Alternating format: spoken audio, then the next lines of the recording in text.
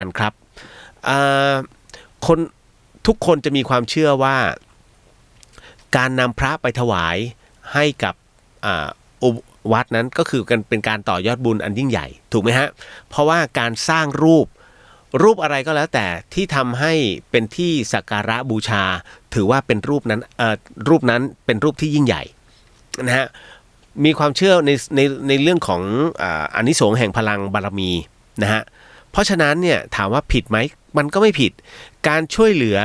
บุคคลต่างๆนะฮะถามว่าผิดไหมก็ไม่ผิดคือทั้งหมดทั้งมวลนั้นต้องบอกก่อนถ้าไปชั่งว่าอันไหน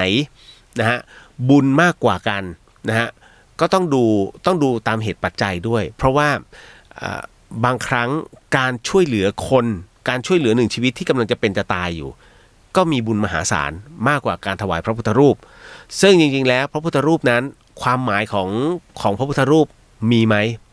พระพุทธรูปไม่มีฮะเก็ตไหม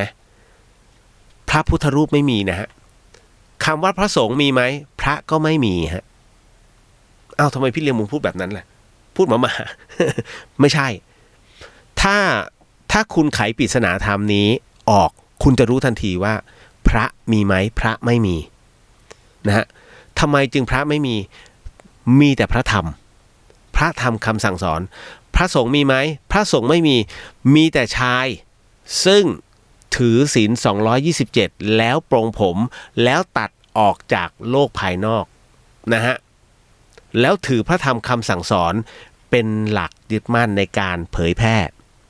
ทำไมผมกล้าพูดแบบนี้บังเอิญผมไปดูหนังจีนเรื่องหนึ่งนะฮะถ้าคุณมีโอกาสลองดูนะฮะเรื่อง